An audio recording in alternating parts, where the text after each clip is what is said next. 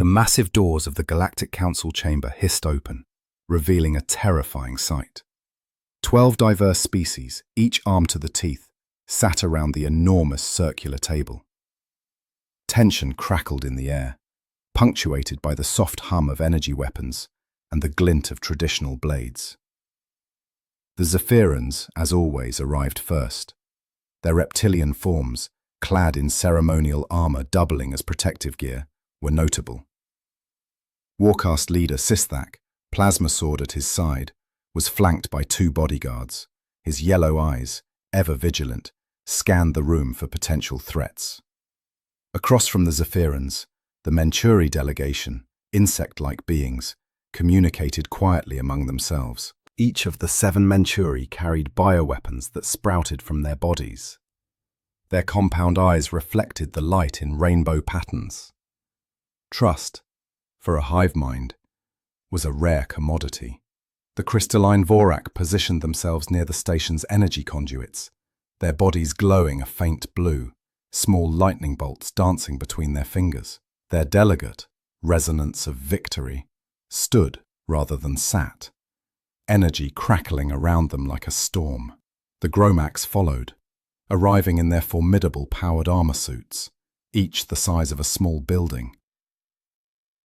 The ethereal confederacy, gaseous beings, drifted in containment fields, shifting between visibility and invisibility. The bone collectors, with their traditional weapons fashioned from the skeletons of their vanquished foes, each group brought firepower sufficient to decimate a city. Finally, the human delegation arrived. Commander Jake Peterson, Admiral Lisa Carr, and 3 other humans walked through the doors, clad in simple blue uniforms, devoid of armor or weapons. They carried only a datapad and a cup of coffee. The aliens reacted immediately. Soak's head tilted, a sign of perplexity spreading through his people. The Manchuri's buzzing intensified as rapid communication ensued. The Vorak's energy discharges increased, creating small sparks in the air. "Where are your weapons, human?" hissed Sistak. "Do you truly consider this a peaceful gathering?" Jake Peterson smiled, taking his seat. "We know exactly what we face, Warcast leader. That's precisely why we came unarmed." This response only perplexed the aliens further. The Gromax's mechanical voice boomed from his armor. "Confusion registers. Humans appear to have cognitive malfunction. Threat assessment indicates maximum danger. Logical response is maximum armament." Admiral Lisa Kane stood, her movements calm and deliberate. "I understand your confusion. Allow me to explain our philosophy." She activated a holographic display, displaying statistics from hundreds of previous galactic conflicts. The data revealed that only 79 out of 342 armed councils successfully maintained unity throughout the conflict, a 23% success rate. The numbers hung in the air, a stark indictment. Alien delegates stared at the data, then at each other. Many hands reached for their weapons. "Your point being," asked the ethereal delegate. "The point is that armed councils tend to collapse," Jake Peterson responded, taking a sip of his coffee. "When everyone is ready to fight, someone eventually does, usually at each other instead of the intended enemy." Resonance of Victory's crystalline form pulsed brighter, an incredulous reaction. "You suggest we disarm, make ourselves vulnerable to betrayal?" Lisa Carr replied. "We're suggesting that we serve as neutral mediators. We can't threaten anyone, thus you don't need to threaten us. We can move freely among your groups, carry messages, and help coordinate without any hidden agendas." The bone collector laughed, a sound like shattering rock. "Humans think they're special, think they're above the need for weapons. You are prey species, weak and soft." Jake nodded calmly. "You are absolutely correct. We are soft. We lack the natural armor of the Zephyrans, the Vorak's energy weapons, the Menturi's collective intelligence, or the raw strength of the Gromax. Probably the physically weakest species in this room. So why should we listen to you? Sithak demanded. Because, Jake said, standing and slowly walking around the table. We've survived everything our galaxy has thrown at us. Not by being the strongest, but by being the best at working together. We don't need to be the biggest predator. We need to be the species all the predators trust. As he moved, none of the alien delegates attacked. Their hesitation stemmed from his calm confidence. He spoke to each group individually, highlighting their vulnerabilities. The Void Hunters were approaching the Kepler sector. He presented a unified response, a council not spent watching each other for betrayal, but focused on the enemy. The chamber fell silent, broken only by the weapon's hum and the Vorax's crackling energy fields. Delegates exchanged glances, and the question of a unified response hung in the air. Finally, "What do you propose, humans?" asked Sithak. Jake smiled, activating a data display, showcasing battle plans focusing not on heroism, but on logistics, the pattern of avoiding specific types of defense, and the effectiveness of coordinated efforts instead of glory. He explained how the Void Hunters' success was predicated on the creation of chaos, and their typical 6-day window between scout and major attack represented an opportunity to prepare collectively for a different response. The aliens, faced with the idea of mobile defense groups composed of multiple species, exchanged unease. To the aliens, warfare was rooted in strength, domination, and combat. Jake's proposal was innovative. Mixed fleets, with each species complementing the other's strengths. The display showed a new formation, Zephyrian firepower shielded by Vorak energy, bolstered by Manturi fighters and Gromax fortresses. This was different from their established methods. "What are you suggesting?" the ethereal delegate asked, her form swirling with agitation. Their proposed strategy wasn't rooted in combat. It was about logistics and preventing chaos. It highlighted the pattern of avoidance exhibited by their enemy. The displays continued to show how previous evacuations had failed, leading to inefficient use of resources and hindering any proper coordinated defense because of chaotic conditions and random flight patterns, clogging space lanes. "Our solution is to make escape unnecessary," countered Ben Murphy. "The Void Hunters exploit chaos. They create panic, clogging space lanes and making coordinated defense impossible. We propose using the 6-day window between scout and attack differently.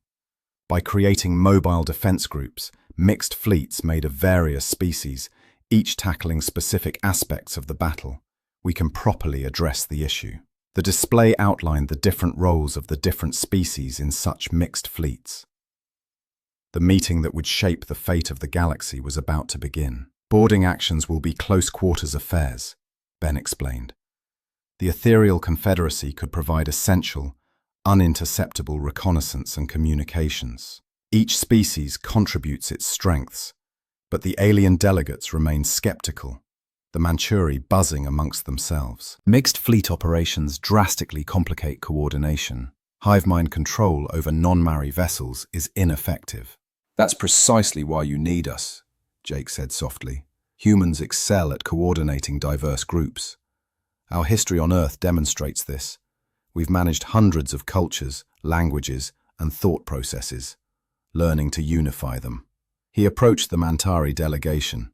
"You needn't control the other ships, simply trust their execution, and they must trust yours."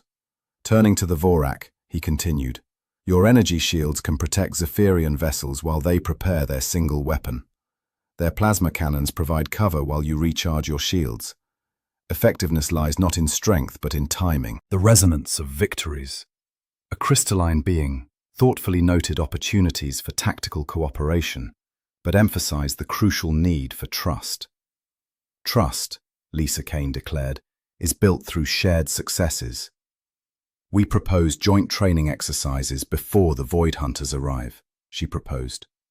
"Small missions, uniting diverse species on simple objectives, will gradually foster confidence. Silence descended, the aliens considering this. It violated every instinct of self-reliance and trust only in one's own kind. "How do we know you aren't trying to control us?" a bone collector delegate asked, their voice like grinding stone. Jake Peterson smiled. "Because we're the only ones here without the power to do so. We lack the Manchuri's mind powers, the Vorak's energy draining, and the Gromax's intimidation tactics. All we can offer is coordination and suggestion." "And if we disagree?" Suzak questioned. "Ignore the suggestion," Ben Murphy replied simply. "We're translators, not commanders." He outlined how they can harmonize conflicting strategies, like Zetherian assault and Manchurian encirclement. Admiral Kane displayed two scenarios. The first showcased the defeat of each species fighting individually, while the second depicted success through unity. "The next attack begins in 3 days," Jake reported, "and a decision must be reached now." The debate had been raging for 2 hours. Each species voiced objections, often using terms like impossible or suicidal. The Manchuri, the Zeperians, and the Vorak insisted their strategies were unadaptable to external factors. The Gromax emphasized the importance of a clear chain of command. Amidst the arguments, lights flickered and emergency alarms blared, the blast doors slamming shut. "Security alert," announced a voice. "Hostile infiltrators detected. Remain in secure positions until neutralized." Weapons were drawn, each species instinctively fearing the others. The fragile alliance fractured. "Stand down," Sustak ordered the Manturi, maintaining order. "Maintaining distance is critical." Hivemind detected elevated Zephyran threat levels and proposed dispersal. Vorak shields expanded, forcing others back. Defensive protocols activated. Amidst the chaos, the 5 humans remained unmoved. They were vulnerable, yet paradoxically the safest in the room. "Admiral Kane," Jake said calmly, "could you check the station's internal sensors?" Lisa Kane walked towards the control panel. The room fell silent as the aliens observed her, their weapons lowered. "Sensors indicate 3 unauthorized life signs in lower engineering. They're approaching the primary power core," she reported. Lieutenant Amy Foster approached the Manchuri delegation. "Your biosensors are more refined. What species are the intruders?" The Manchuri buzzed amongst themselves. "Hivemind confirms 3 life signs. Energy signatures match. Void Hunter reconnaissance units." The room tense. "They're likely disabling defenses before the main assault," Sergeant Dan Clark added. He went to the Vorak. "Can your beings track the power grid?" The crystalline being's form pulsed brighter. "Power core shows fluctuations. Void Hunters attempting widespread failure." "We have 17 minutes until total system failure," came the reply. The aliens' suspicions flared. Bone collectors accused the Aetherials. Zephyrians suggested treachery. The Manchuri calculated high risks of betrayal. Ben Murphy reached the sealed blast doors. They open only from the security center. "We must reach lower engineering, but not from here." "Ventilation shafts," Amy suggested. "They're too small for most, but humans could fit." "Security risk," the Gromax protested. "Might be a coordinated attack." "What's your suggestion?" Jake asked. Silence followed. Each species held the power, but trusted each other too little to act. "I'll go," Jake declared. "I'm unarmed, so I can't be planning an attack. If I don't return, you'll know the Void Hunters have me." "Madness!" Thak protested. "You have no armor, no weapons." "Precisely why I must go," Jake replied, pulling out tools. "Everyone here is too dangerous to trust. Everyone else suspects everyone else. But nobody suspects me of betrayal." He worked to breach the ventilation system. "Amy, coordinate with the Manchuri. Dan, work with the Vorak on power systems. Ben, get the Zeperians ready." "What about us?" the Gromax asked. "Guard the room," Jake responded. "If this is a trap, the chamber must be secure." As he descended, a remarkable shift occurred. The alien delegates collaborated, not through mutual trust, but because they trusted the human, who had willingly exposed himself to aid them all. The Manchuri provided detailed sensor data. The Vorak monitored every power fluctuation. The Zephyrians prepared for any emergency. Even species previously facing each other with weapons now coordinated their efforts. Jake's voice crackled through the comms as he traversed the narrow shafts. I can see the engineering section. 3 figures working on the power core. They haven't noticed me yet. Hive recommends stealth. The Manchuri buzzed. Void Hunter scouts have enhanced sensory capabilities. 4th-act sensors indicate primary power coupling is 73% damaged. Resonance of victory reported. Priority target for repair. Jake's response was calm and measured. Understood. I see the coupling they're working on. Give me 30 seconds to position myself, then create a distraction. What kind of distraction? Sisak inquired. You'll think of something, Jake replied. You're all very good at appearing threatening. The chamber erupted in coordinated action. Every species contributed their strengths to assist the unarmed human who had risked his life. For the first time since the council convened, they weren't watching each other for betrayal. They focused on a shared objective. Jake's voice crackled again from within the engineering section. Power coupling is back online. The Void Hunter scouts are retreating through the maintenance tunnels. I can't follow them in here, but they're heading for the docking bay. Zephyrian strike team responding, Sisak announced, his natural suspicion momentarily forgotten. We will intercept at docking bay 7. Negative, Jake's voice replied. Let them go. The chamber erupted in protests. The Gromax delegates voiced their dissent. Target acquisition optimal. Why permit enemy escape? A mechanical voice boomed. Because we want them to report back to their commanders, Jake explained as he climbed back through the ventilation shaft. We want the Void Hunters to think their sabotage worked. Let them believe the station's defenses are down and the council is in chaos. As Jake emerged, covered in dust but unharmed, something had fundamentally shifted in the room. Weapons were still drawn, but no longer aimed at each other. The alien delegates looked at the humans with a previously absent emotion. Respect. Tactical deception. The Manchuri buzzed approvingly. Hive calculates 73% probability of enemy overconfidence, leading to strategic errors. General Carroll Wright, monitoring the situation from the human command center, materialized as a hologram. The sabotage attempt confirms our intelligence about Void Hunter tactics. They always attempt to divide their enemies before attacking. The question is, are we going to let them succeed? Resonance of Victory's crystal dimmed as she processed the information. Query human Peterson risk termination to preserve alliance. Standard tactical doctrine suggests individual preservation over group objectives. Explanation required. Jake dusted off his uniform and sat back down. That's the difference between human military thinking and everyone else's. We don't see individual survival and group survival as separate things. If the group fails, the individual fails too. Admiral Lisa Kane activated the central display. It now displayed combat records of every species, victory rates, casualties, and alliance durations. The numbers painted a clear picture. Each species was formidable in individual combat, but terrible at sustained cooperation. The Zephyrian Empire, for example, had a stellar record of 847 separate military campaigns in the last century, but also 23 civil wars and 156 honored duels between allied clans during joint operations. The Manchuri Collective boasted perfect inner hive coordination, but had never maintained an alliance with non-hive species for more than 6 months. Trust required individual decision-making, a concept alien to hive minds.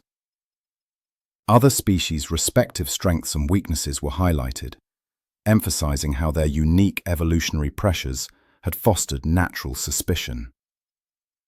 The Gromax, for example, were overly literal. Bone collectors prioritized personal glory. Ethereal's phase shifting made real-time coordination impossible. "So why should we listen to humans?" demanded the Bone Collector delegate. "You admit you're weaker than all of us. What makes you better at warfare?" Dr. Frank Miller, the human xenopsychologist, stepped forward. "We are not better at warfare. We're better at cooperation." He cited human evolutionary history. Most species evolved as predators or prey. Humans, however, were persistence hunters, reliant on collaboration. A single human couldn't kill a mammoth, but 10 humans with a plan could, he noted. This led to the necessity of trusting strangers, adapting, and building alliances. Jake stood, yet his presence felt different now. The aliens watched him attentively, rather than suspiciously. "The side that communicates and coordinates better usually wins," he stated. "But the Void Hunters have better weapons than us combined," countered an ethereal delegate, to which Ben Murphy replied, "That's why we need better coordination." The sabotage was less about the core and more about testing their unity under pressure. "Trust isn't built through strength, but calculated vulnerability," Carol Wright commented. "When someone is weak enough not to pose a threat, it becomes safe to cooperate with them." The alien delegates began to discuss cooperation, not threat assessments. Chezak, Zephyrian, announced that weakness invited alliance, while the Manchuri acknowledged individual sacrifice was inconceivable in their hive minds. The Vorax's defensive protocols hindered cooperation, while the Gromax's assumptions needed revision. Jake, addressing these powerful beings, offered a strategy for utilizing each species' strengths. "We can coordinate your individual strengths into a combined strategy, but you must trust that someone without the capacity to threaten you might actually be trying to assist you." The silence in the chamber was different this time. Not the silence of suspicion, but the silence of contemplation. The Void Hunters were due in 2 days. What would happen? 2 days later, Commander Jake Peterson stood on the flagship Unity's bridge, surrounded by the galaxy's most formidable warriors. He remained unarmed. But now, instead of looking at him with confusion or suspicion, every species representative in the room looked to him for direction. "Void Hunter fleet detected at the edge of the Kepler system," reported the Manchuri sensor operator, her compound eyes reflecting the tactical displays. "Hive confirms 847 enemy vessels approaching in standard attack formation. Their scouts must have reported our defenses were damaged," Admiral Lisa Carr commented, her voice from the communications console. "They're coming in confident and aggressive, just as we hoped." Through the massive viewport, the Galactic Council's combined fleet deployed in perfect formation. Zephyrian heavy cruisers anchored the defensive line, their plasma cannons charging with deadly light. Manchuri swarm fighters darted between the larger ships like schools of metal fish. Vorak energy barriers shimmered, a protective shell around the entire formation. "Phase 1 positions confirmed," Jake announced calmly. "All species ready. Zephyrian battle groups report ready for engagement."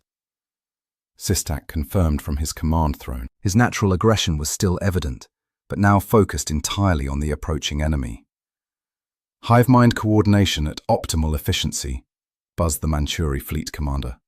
"All 50,000 fighters synchronized and prepared for deployment. Forsk energy matrix stable. Resonance of victory reported." His crystalline form pulsed with contained power. Defensive barriers can be extended to protect allied vessels. One by one, each species confirmed readiness. The Gromax war machines powered up their massive cannons. The Bone Collectors prepared their boarding pods. The Ethereal Confederacy prepared to phase their ships into alternate dimensions. "Enemy fleet entering maximum range," the sensor operator announced. "They're maintaining standard Void Hunter formation. No signs they suspect our coordination." Jake studied the tactical display, watching the enemy approach. The Void Hunters moved like a dark tide, their ships absorbing light rather than reflecting it. They had decimated 17 star systems with this same tactic. Overwhelming defenders with overwhelming numbers, disrupting order, then systematically destroying remnants. "Remember the plan," Jake said quietly. "Let them think they're winning at first. Draw them into the trap. All ships begin tactical withdrawal," Admiral Kane announced. "Make it look like we're retreating in disorder." The combined fleet began to pull back. It wasn't the chaotic disarray the Void Hunters anticipated. Each species retreated according to its natural tendencies, yet in a meticulously coordinated pattern. The Zephyrians retreated slowly, maintaining defensive formations. The Manturi scattered, seemingly losing cohesion. Vorak barriers flickered, dimming as if faltering. "Void Hunters taking the bait," Lieutenant Amy Foster reported. "They're accelerating their advance and breaking formation to pursue what they think are fleeing ships." "Phase 2, Jake announced. The apparent retreat reversed dramatically. Manturi fighters, previously scattered, converged from multiple directions. Zephyrian plasma cannons roared back to life, targeting overextended enemy vessels. Vorak barriers surged back to full strength, entrapping advanced Void Hunter ships. "Direct hit on enemy command ship," Systems Officer Sisak reported. "Their coordination is breaking down, but..." Jake observed something else. "They're adapting faster than expected. Look at the rear formations. They aren't panicking." The Void Hunter fleet reorganized, pulling back their forward units and establishing a defensive perimeter. They had miscalculated the station's defenses. "New enemy formation detected. They're assuming we have better coordination than anticipated." "Phase 3, Jake said. "Show them just how coordinated we really are." What followed was unprecedented in galactic warfare. Instead of individual species adhering to their distinct tactics, they flawlessly switched roles. Zephyrian ships moved forward to replace Manturi fighters, while Vorak barriers shielded Gromax vessels during recharging. Even the Bone Collectors coordinated their boarding attacks with ethereal Confederacy phase strikes. The Void Hunters had faced every species in the galaxy individually, developing counters against diverse tactics. But they had never encountered a fleet where Zephyrian ships vanished into other dimensions. Manturi fighters concealed behind impenetrable energy barriers, or Gromax cannons firing through Vorak shields. "Enemy fleet in full retreat," Captain Ben Murphy reported. "They're abandoning their attack and falling back to the outer system." "Do we pursue?" asked the Gromax fleet commander. "No," Jake said firmly. "Let them go. They need to report back what they saw here." 3 months later, Jake Peterson stood in a different council chamber. This one was on Earth, part of the new Galactic Military Academy in the Geneva Hills. Young officers from dozens of species worked together, no longer separated by suspicion. "The key to multi-species coordination," Captain Amy Foster explained, "is understanding that every species has strengths and weaknesses. Your job isn't to eliminate weaknesses, it's to properly utilize the strengths of others." A Zephyrian cadet raised his hand. "Instructor Foster, how do we overcome natural territorial instincts during joint operations?" Amy smiled. "You don't overcome them, you leverage them. Territorial instincts make you expert defenders. Partner with a Manturi unit skilled in mobile attacks. Each species does what it's naturally best at." Elsewhere, Ben Murphy taught communication protocols. Various species communicated in different mediums, and the human coordinator's job wasn't to harmonize them, but to translate. In the main auditorium, Jake addressed the graduating class. "You've mastered the technical skills of coordination and cooperation," he stated. "But the most important lesson is personal. Every being in this room evolved suspicion. It kept your species alive, but now you face threats too large for any one species. The secret isn't eliminating your nature. Aggressive Zephyrians shouldn't stop, for example. The secret is to leverage your strength to protect others. Trust isn't about becoming weak, it's making each other stronger. The cadets absorbed the lesson. A Gromax officer raised a hand. Instructor Peterson, what if we encounter enemies who cannot be trusted? Jake smiled, recalling the Void Hunters. Then you show them what cooperation can accomplish.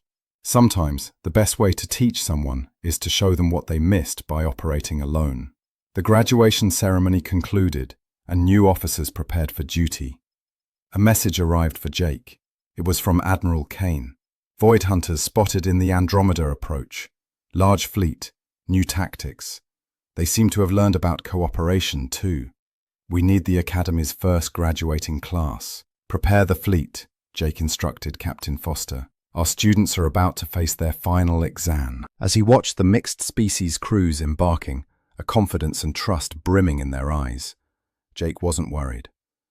The galaxy had learned a new lesson, and sometimes, confronting an adversary